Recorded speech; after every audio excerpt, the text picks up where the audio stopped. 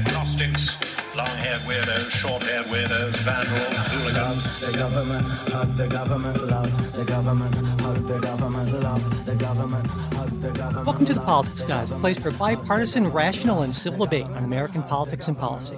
I'm Michael Baranowski, a political scientist at Northern Kentucky University. With me today is political and policy analyst Kristen Matheny. And of course, Kristen was back with us, was about a month ago, wasn't it, Kristen? It was about a month ago. I had so much fun. I wanted to come back. And we're glad to have you back. And not only are you back today, but you're actually going to be running the show. So I will just shut up and sit back and then let you go to it. Oh my gosh. Well, I don't know that I can do as great a job as you normally do, but I'll do my very, very best. There was plenty to talk about this week, as you know, Mike, and as I'm sure everybody else knows.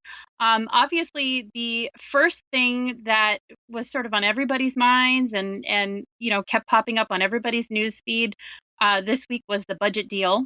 Of course, as most of you know, a $333 billion budget deal was signed yesterday.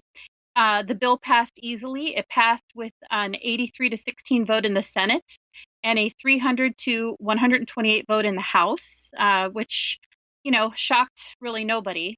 And of course, yesterday, a state of emergency was declared regarding border funding as President Trump hopes to free up funds to construct a barrier. So I guess we could start talking about that because it's a pretty big topic. Yeah, it sure is. Well, at first I have to say, every once in a while, it's nice to be able to point out that I called something correctly. When the first shutdown began, I think I was doing the show with Jay, and I said, I don't see any other way out for the president but to declare a national emergency. And so unfortunately, I was right about that. I would have rather have not been right about that. But to me, it seems like there were really two issues here, I guess. Number one, can the president is he within his powers to declare a national emergency? And then secondly, if so, is he within his powers to build a wall based on that declaration? And it seems to me that both of these are still very much open questions.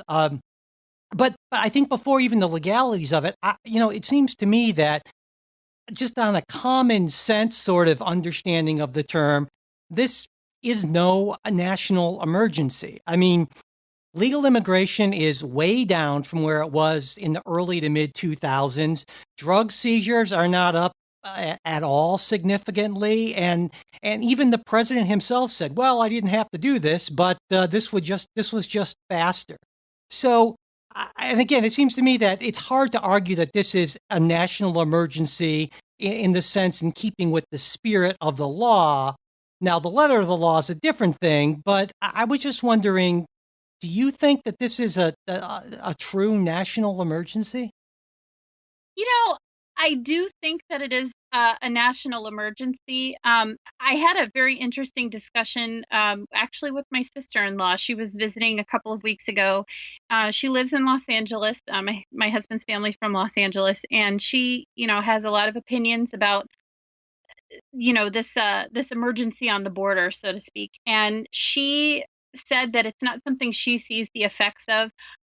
She made sort of a moral argument against it. My take on it was that I think it is an emergency that's brewing, so to speak. I believe that it's a fiscal emergency. The burden that comes with people crossing the border illegally is immense. And while I don't see as much of a problem, I live in South Florida, and I guess we're not at the forefront of this emergency, sort of seeing, the burden on society. Children of illegal immigrants, flooding into public schools, people who are, taking advantage of the system, maybe using medical care, trying to, make money here in the United States and sending it back. I think that it could become a fiscal emergency down the road. That was sort of my take. I had an economic argument.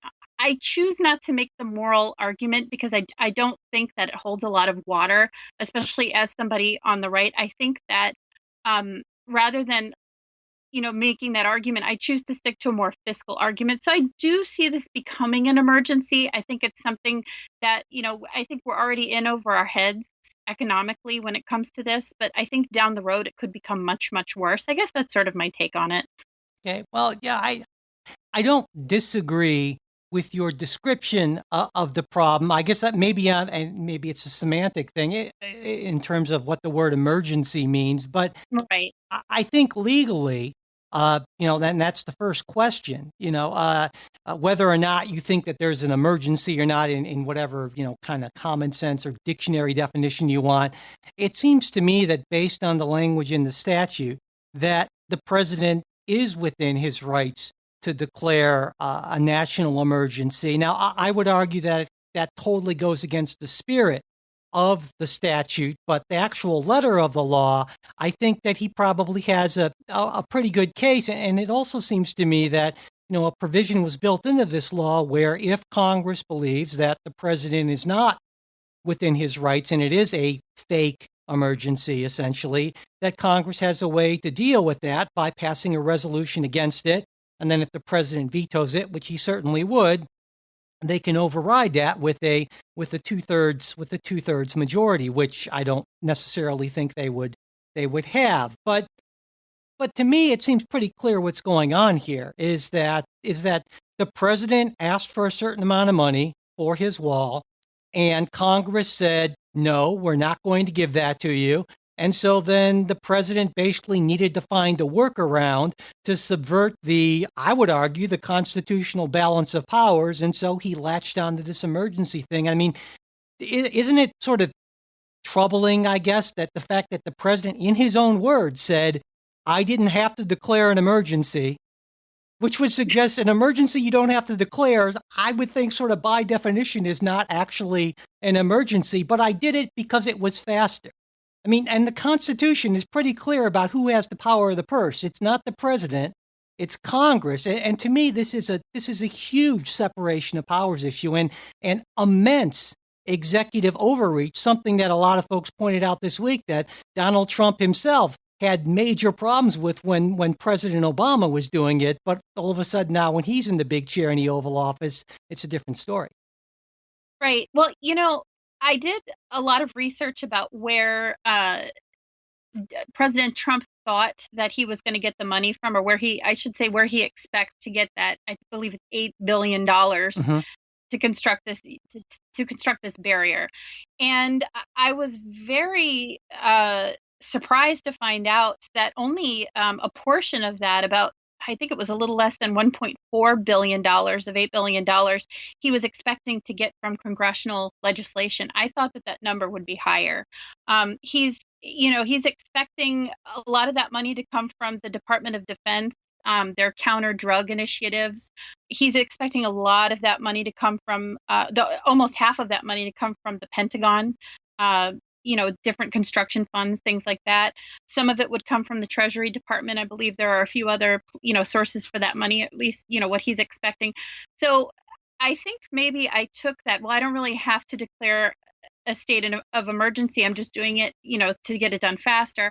I think he's trying to, if I had to take a guess at what he's trying to do, I think he's trying to appease his base. He knows that without this wall, he may not get reelected. I made that point the last time I was on the show, and I think it's a good point to make. But I also think that he's fully expecting a fight, and he knows that he's going to get much less than half of that funding from Congress, and so I think he's looking for other sources. I do think it would be easier for him this way. I don't know.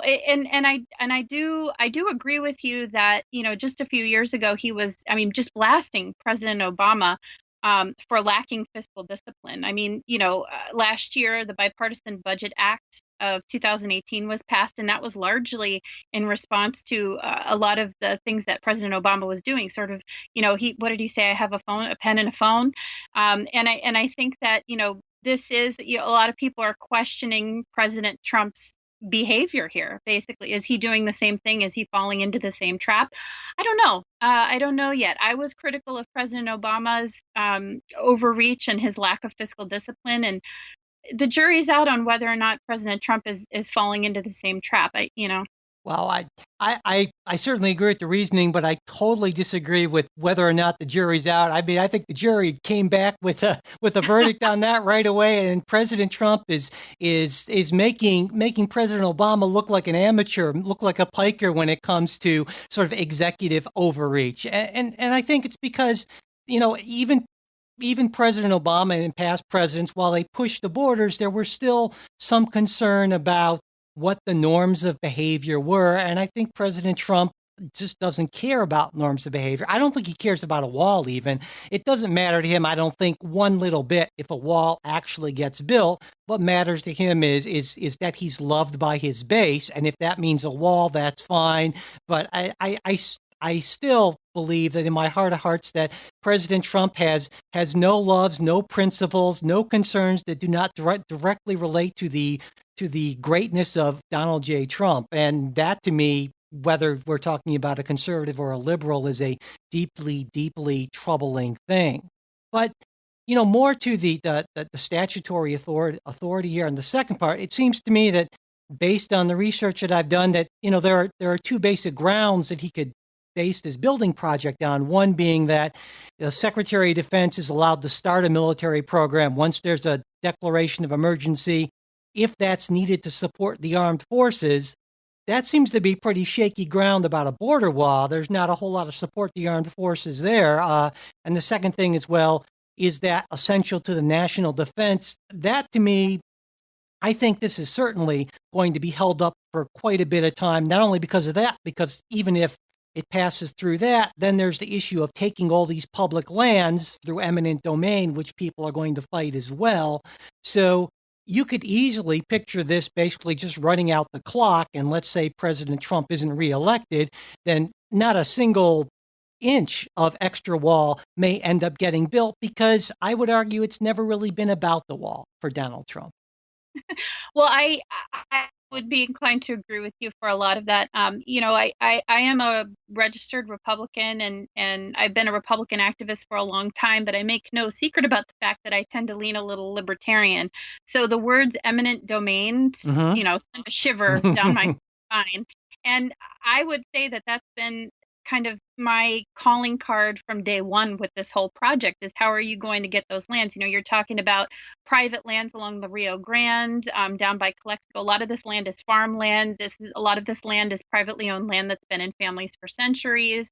Some of it is owned by state governments. So this would be a very, very, very difficult process. But to sort of piggyback on what you were saying about his aim to get reelected. Again, I said this the last time that I was on the Politics Guys, but I really believe that, again, I'm very jaded, and I'm a skeptic of all politicians, and I believe that Donald Trump and every other politician does things with one eye on being reelected. This is their ultimate aim. And he made a very interesting statement yesterday about already having done so much for the wall in 2020. I mean, I believe that he, along with everybody else who's, plans to run for office again, he's got one eye on re-election, but he's just maybe a lot more obvious about it.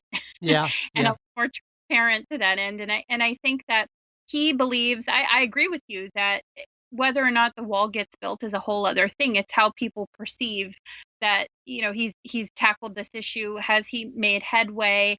My guess is that when when re-election time draws a bit more near, he will point to this and say, look what I've done. I've made all this headway. I cleared a path for this wall to be built, and the Democrats have obstructed it. And I mean, this is no different this is a page in his playbook. Yeah. But I agree with you. I think that that's what this is really all about. Yeah, but, I agree with that, but I think it's actually a really bad strategy. When I look back at 2016, I mean, Donald Trump ekes out a victory over quite possibly the most unlikable Democratic opponent, regardless of what you think about her as a person or her policies. Had huge unfavorables, and it's there's a very good chance that whoever the Democrats nominate, they're not going to have as much baggage and they're not going to be as unlikable to so many people as Hillary Clinton was. And so a strategy of doubling down on your base and pushing away even more moderates, I think that's a strategy that's doomed to fail. And I'm okay with that. I mean, if that's a strategy he wants, if there's no wall and no Donald Trump come January of 2021, I'm on board with that strategy. But I don't even know if it will get to that point, or if there might actually be a wall, because when I think about, for instance, the Supreme Court, Donald Trump has nominated and had confirmed 2 justices who are very much inclined to take a charitable, forgiving view toward executive power, executive authority. And I think, that was a very conscious choice on his behalf. So I'm pretty sure that and it will get to the Supreme Court, when the issue of whether or not the president can declare an emergency gets to the court, I'm pretty sure they're going to say, yeah. As to the building authority, I think we need a little more of the details to kind of get a sense of what the challenges are. But I wouldn't be surprised, even in that case, if a slim majority in a decision that I probably will wholly disagree with decided that there was the authority. But whether or not actually, any sort of bricks or whatever will be laid that needs to be laid for that by 2021, I don't know. That would be a pretty tough work schedule, I guess. Yes, I would agree with you. I'm not sure that we will ever actually see bricks and mortar, or steel the big beautiful wall with the big beautiful door. I'm not sure that we'll ever see that. Definitely not in the next couple of years. But it'll be interesting to keep an eye on that. The one other thing I wanted to ask you about is, of course, Mitch McConnell came out and said he supports the president's declaration on this, but previously, Mitch McConnell and I'm not picking on Mitch. As listeners know, I pick on Mitch McConnell all the time. I just like him more than Donald Trump because he should know better. But anyway, whole different story.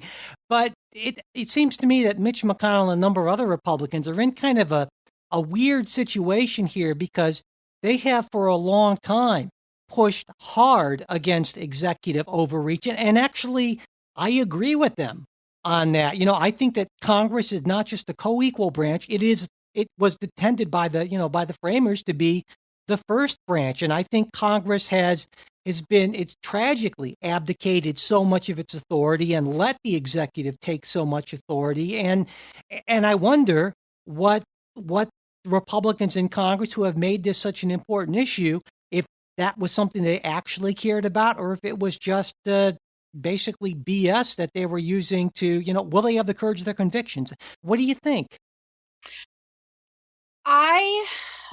This is a tough issue, and I agree with you that Mitch McConnell is frequently a lightning rod, not just on the left, but on sort of your Trump supporting right too. I mean, he justifiably gets a lot of flack for some of the decisions he's made, although I don't always disagree with him. And this, again, I reiterate that as somebody who's a little more maybe libertarian conservative, I tend to wince when there's an overreach of executive power. It comes a little too close to the monarchy that we were trying so hard to avoid hundreds of years ago.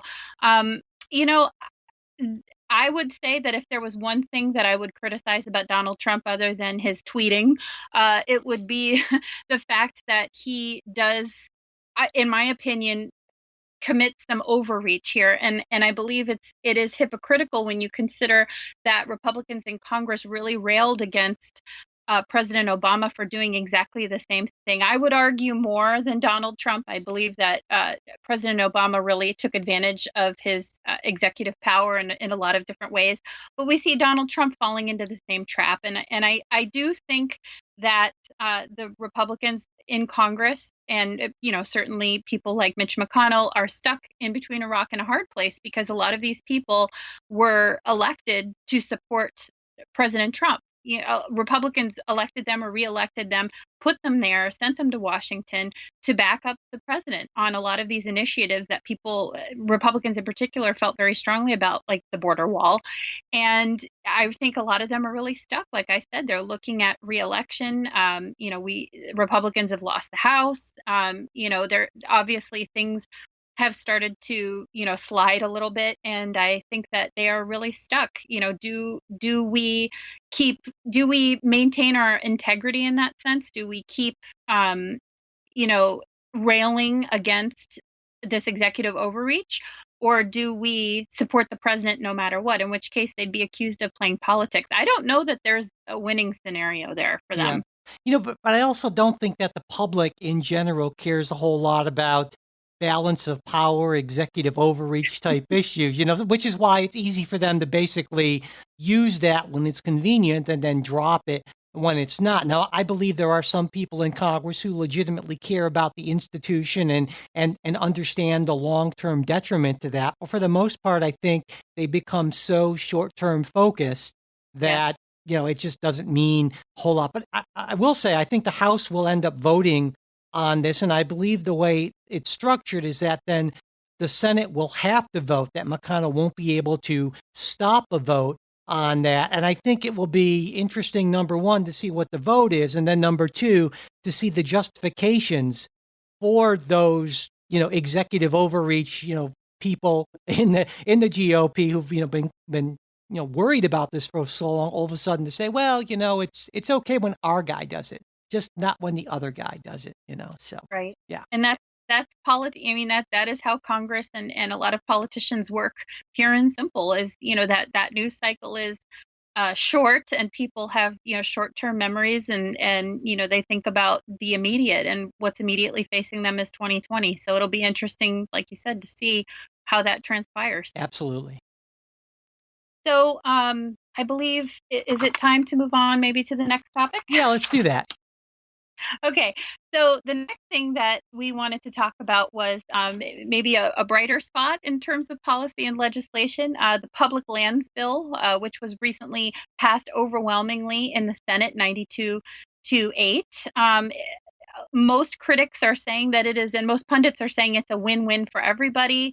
And the real question regarding this massive public lands bill that passed is conservation sort of the ultimate unifier between Republicans and Democrats? Is this the way that compromise should work? And why aren't we paying more attention to it? What's your take, Mike? Well, yeah. I mean, I think this was as we were talking about before we started recording, that it was really kind of sad in a way that this was kind of got lost in the news cycle, because this is a big deal. I mean, it protects 1.3 million acres as wilderness. And wilderness is like that super stringent protection where you can't have roads, you can't have vehicles on it. And it's got something for all kinds of national monuments. It's got something really for everyone. And the bipartisan nature of it, and everyone's saying that there's huge bipartisan majorities in the House.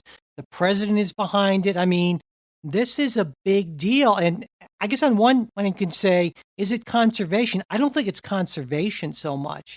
Mitch McConnell said, this bill has something for everyone. And that, to me, is what it's really about, is how do you get stuff through? You give everyone a little something. I mean, the hunters got the ability to go through national parks with their weapons and be able to hunt. And all these lands are now considered to be okay for hunting unless otherwise said. And so there were a lot of people working together to give everyone a little piece of something they wanted. And it seems to me that used to be how we did a lot more things. And I'm going to bring up a word that's kind of a dirty word to a lot of folks, earmarks. Earmarks used to be a thing, right? I mean, they were banned by, House Republicans back in 2011. That was very popular, the ban, I mean. But even as late as last year, there were a number of folks in the GOP who were talking about bringing back earmarks. In fact, President Trump said, that seems like a pretty good idea. And here's a case where I agree with Donald Trump, mark that down. But Paul Ryan was very much an anti-earmark guy. And to me, that's sort of being penny wise and pound foolish. Earmarks have been, for a long time, legislative lubricant. We can kind of see that here. Now, what was happening here isn't earmarks per se, but it's kind of like a version of it. I mean, earmarks are when there are specific budget provisions. Well, this kind of works in a similar way, and that's why this passed, and that's what we need more of. I would agree with you to a certain extent. I don't agree with you about the earmarks, but then again, I'm a Republican, and so I believe that that earmarks can be taken advantage of very easily. I think that was kind of the crux of the argument 7 or 8 years ago.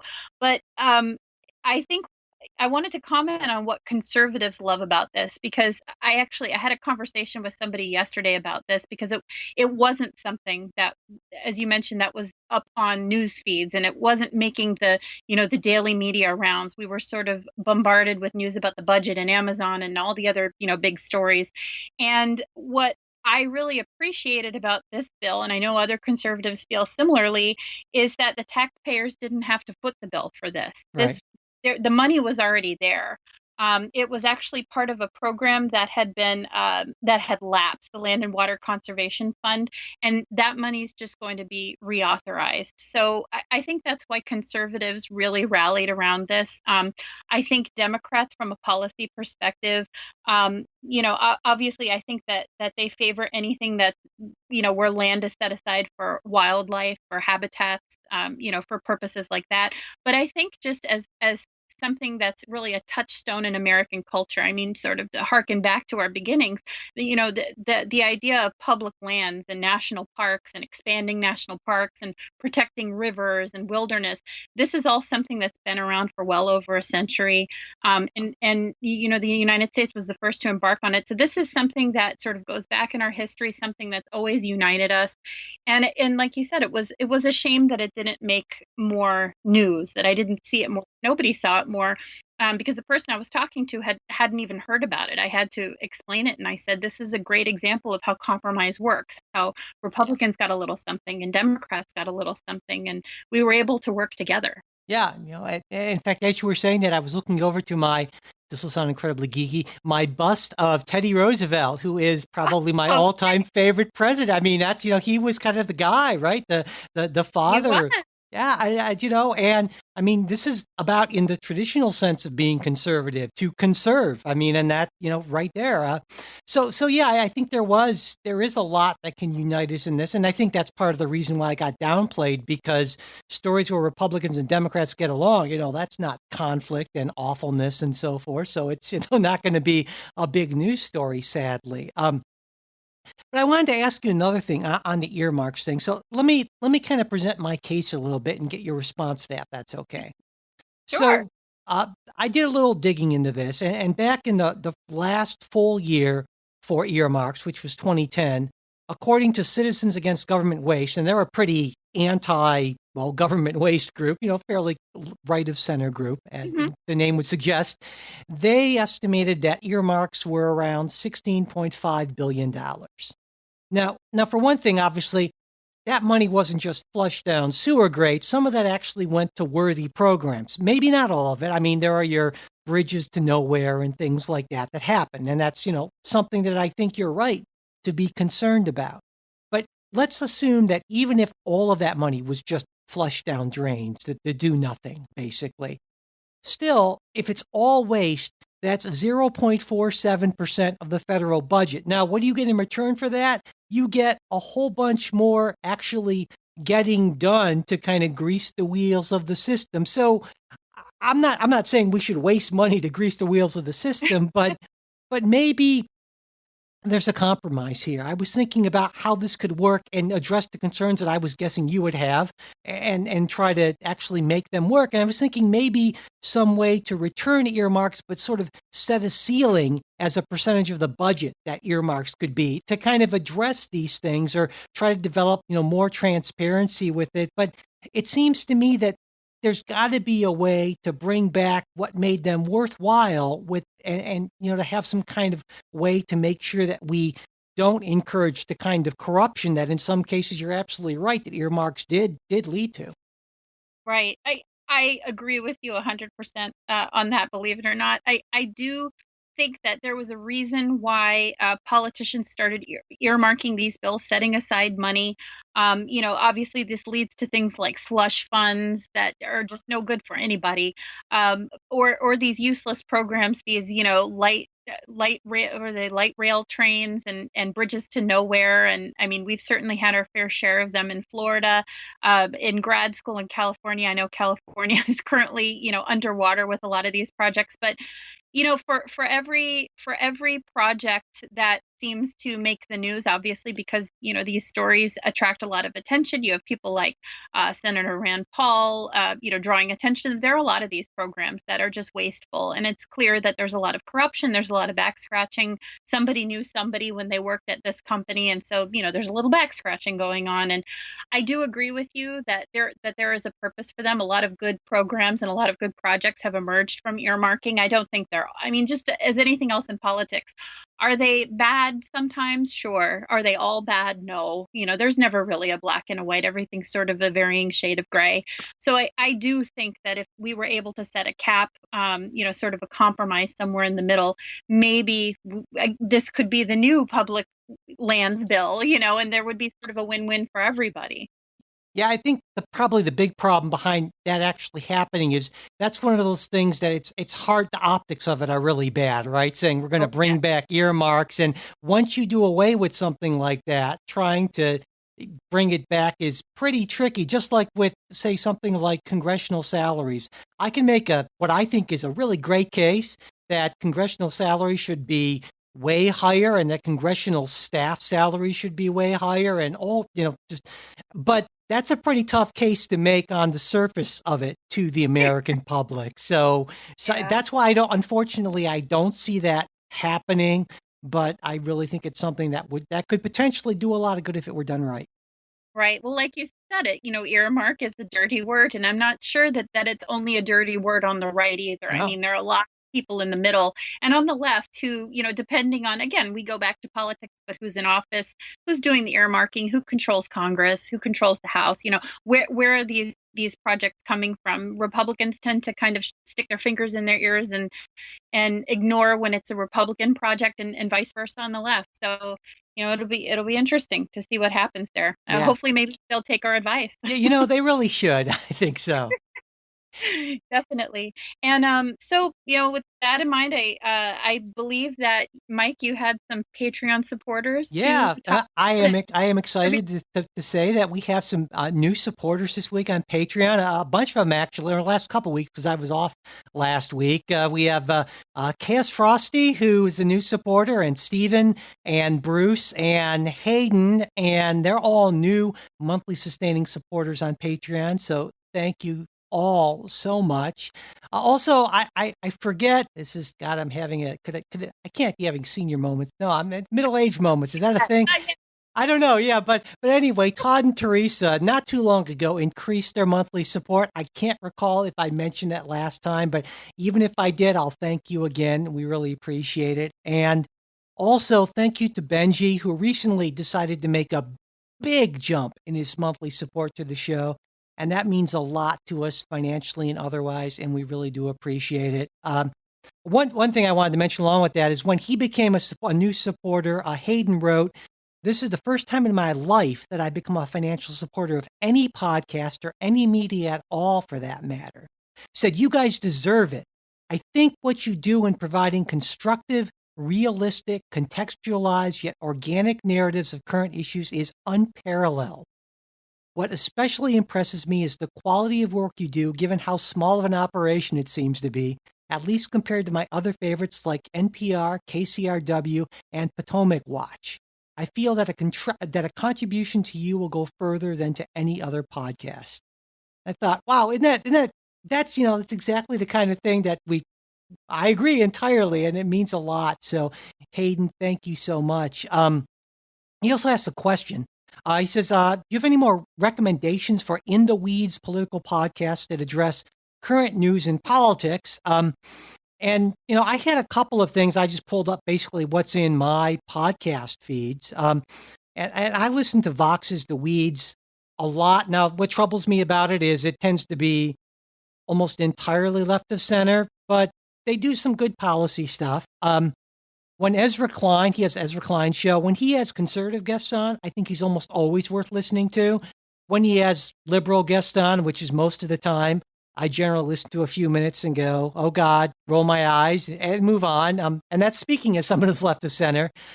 And there's also a New York Times podcast called The Argument, where they have people on the left and the right. I think that's pretty good as well. I don't know what's in your feed, Kristen. Anything that just jumps to mind that you would recommend? Oh, you know what I listen to, Mike? I listen to things all over the map. I was telling you earlier, I used to work for a large media company, and so I feel like I've kind of seen how the sausage is made, and I try to avoid bias where I can, but I think it's unavoidable, like you said. I listen to Ezra Klein. I listen to things as diverse as like Joe Rogan, who, I find his podcast super entertaining, especially when he talks about, policy issues and politics. I do listen to a lot on the right. I try to balance it.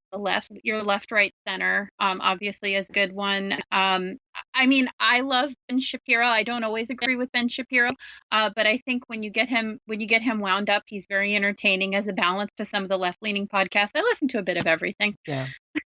Yeah, I should mention, kind of on a related note, I'm this April, April's coming up. I'm actually presenting a paper at the Midwest Political Science Association. They have a conference every year, and it's actually going to be about political podcasts. And a big part of that paper is going to be an analysis of all of like the top 200 politics podcasts and where they stand in terms of ideology, the kind of backgrounds of the hosts, diversity, whether they're bipartisan. Obviously, that's a big thing for us, and a bunch of other stuff. And so I'm throwing that out there to let folks know that if that's something you'd be interested in learning about, I'd be happy to share my results, even, send you a copy of my paper if that's something you want to take a look at when it's done. I should actually probably start writing it pretty soon here. So yeah, I just wanted to throw that out there.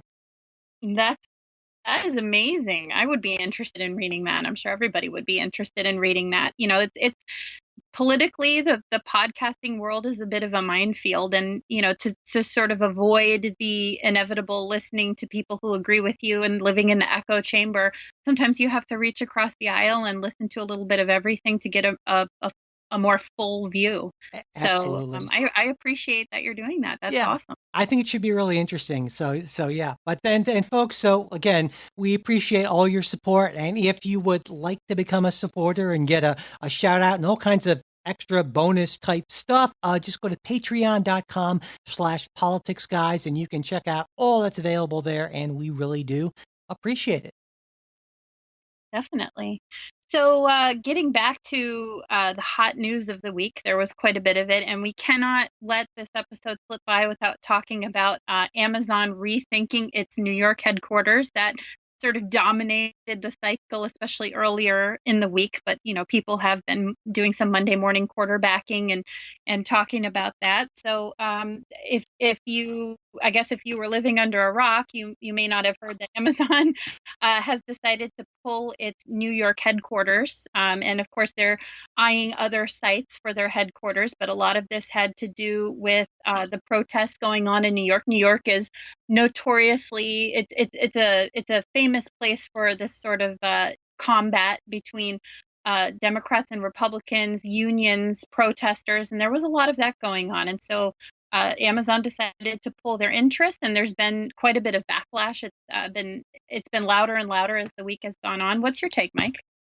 Oh, well, I think Amazon handled this badly, first off.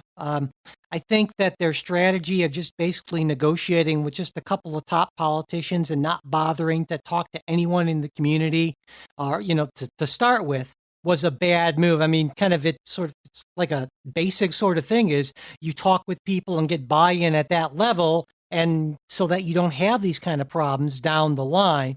But secondly, the whole kind of beauty pageant sort of approach that Amazon took to this just rubbed me the wrong way. Like, we are going to bestow our largesse upon you if you give us enough fealty and gifts and things like that. It just made me want to vomit, honestly. And to me, the biggest part of this is that whole race to the bottom. Right? I mean, we've seen this in so many cases where states and localities compete. Amazon took it to just a ridiculous, sadly ridiculous level. I mean, I don't know if you saw any of the videos that some cities that would never have gotten Amazon that made, Yeah.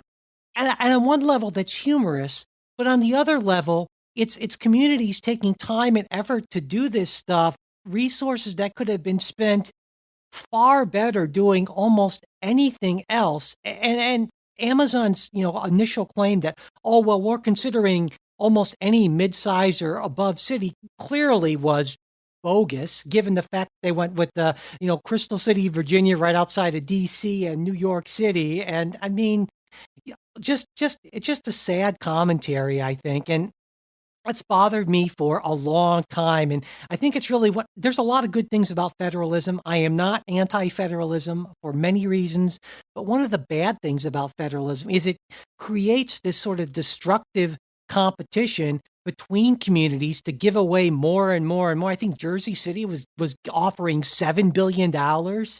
And in this case, Amazon made these promises, and these corporate folks always make these promises, and the promises are always best case scenario promises that this will create 25,000 jobs. Well, no, wait, it's 30. No, it's 40,000 jobs, and we will create over, billions of dollars, tens of billions of dollars in revenues over this extended period. And of course, all of that is just pie in the sky projections. And then when they don't pan out, what happens? Well, whoops, it was a bad deal. And so in a way, I'm glad that the folks from New York basically called their bluff and said, we're not going to put up with this sort of thing, and sent them packing. Now, I know you have a different take on it, right? Of course I do. Did I get a little bit on my soapbox there? I mean, I feel pretty passionate about this issue. So, Well, as I've mentioned before, I tend to look at fiscal impact. I think it's important. And I do think that I agree with you on a few things, that Amazon handled this very poorly. Their PR was horrendous. But I think that the way that this played out, sort of David and Goliath argument from the far left. You had people like Alexandria Ocasio-Cortez spearheading this effort to try to take down corporate greed. And I'm not sure that the job creation, that the immediate economic impacts and the economic impacts in the future, I'm not sure that what that translates to is corporate greed. I think that for all the subsidies in the world, that you'll never be able to make up for all those jobs lost. I know the figure sort of stood at 25,000 jobs. I believe that was the kind of agreed upon number on the right and the left. It would have increased the annual salary of many, many New Yorkers, the thousands and thousands of New Yorkers. It would have increased the overall employment by as much. I think that there's a valid point to be made on the left and a valid point to be made on the right. Ultimately boils down to is exactly what you were talking about. Do you see this as a tremendous financial loss for New York City and for the state of New York? I mean, Governor Cuomo and Mayor de Blasio really lobbied hard for this for many, many months. And a lot of people saw this as a good thing. And I felt like when the tide started to turn, people obviously this whole argument became politicized. It became less an economic thing, sort of a policy issue, and it became very, very political. And of course, Ocasio-Cortez was declaring victory. But then you had people like, I read a fantastic op-ed by Doug Schoen on Fox News. It was published in a few other places, I think, but he is a longtime Democrat, and as a New Yorker, he was appalled at the fact that there were so many New Yorkers willing to give up this financial opportunity. So, I mean, I think there's definitely another side to that coin. Yeah, and I think there might be something that we agree on here. Let me try to put it in. Let's try to kind of formulate it in that. I mean, it seems to me that if you're a free market conservative, your basic argument is, hey, we should let the market make these decisions and play out and without the government interfering. But to me, these huge tax deals and giveaways, that amounts to me to major government interference, essentially corporate welfare. And I would think that free market conservatives would have a huge problem with that. And I would argue that's a separate argument from what's the economic impact. I mean, are you troubled by governments basically giving? I mean, is this corporate welfare? Do you think? No, I would say I'm things like economic opportunity zones, because I think time and time again they've been shown to work. Investing in the people in your community, investing in the land, and investing in these companies. There's tremendous return on your investment with that. And so I do think that a company as big as Amazon, I mean, arguably one of the biggest, if not the biggest company in the country, one of the biggest in the world, I mean, the impacts of just on job creation would have been numerous. So I don't love the idea of subsidies, but I understand that, giving a company like Amazon tax incentives to come to your state, if that's what lures them there, I think that I think it's all about that return on investment. And chances are with a company that big, it would be huge. So, does it bother me? That's a complicated answer. I think in theory it does, but I always look at the return on that investment. I guess that's what makes me a free market conservative, huh? No, yeah, and I actually agree with that. But it seems to me that what a lot of economists have concluded is that, I mean, I think in the last year, somewhere around $50 billion have been given away in city and state kind of tax incentives or giveaways for corporations. And there are a lot of economists who would say that, at least from the localities in the states, they end up not being very smart policy. And I get sort of the appeal of it, because it doesn't feel like you're giving up much. It's like you're giving up taxes that you wouldn't have gotten if the company didn't locate there in the first place. Right. In exchange for what seems like nothing, because it's difficult to measure the costs on public services and infrastructure. And I think, though, it's clear that a lot of these companies, I mean, the data shows that a lot of these companies overpromise in terms of the jobs and the revenue that they're going to generate. And whether that's from they're just being too optimistic or whether they know, I'd say it doesn't matter, because it amounts to the same thing. And I'm not necessarily fully against this, but I think that we need to be clear on what realistic projections are and if this is a good deal. And too often, it's easy to go the kind of short-term allure of this and not be realistic about how many jobs are likely to be created and what the economic impact is. And these economic impact studies almost invariably vastly overrate the impact, because they assume everything's going to go absolutely right. And that just, I think about stadium deals, for instance, for this, and that's a big, huge boondoggles. And so I'm not against this necessarily if there are reasonable, say, independent analysis of what the costs and the benefits are likely to be.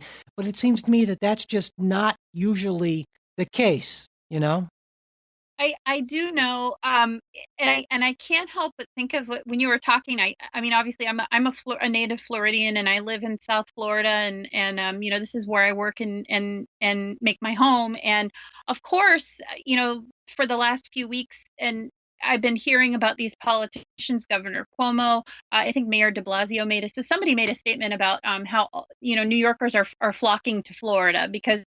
And the sort of the subtext there is that New York has become increasingly anti-business. The taxes are very high. I believe the second highest income taxes in the country. It's become sort of a politically and policy related unfriendly to companies. And so I think that this just kind of solidifies that.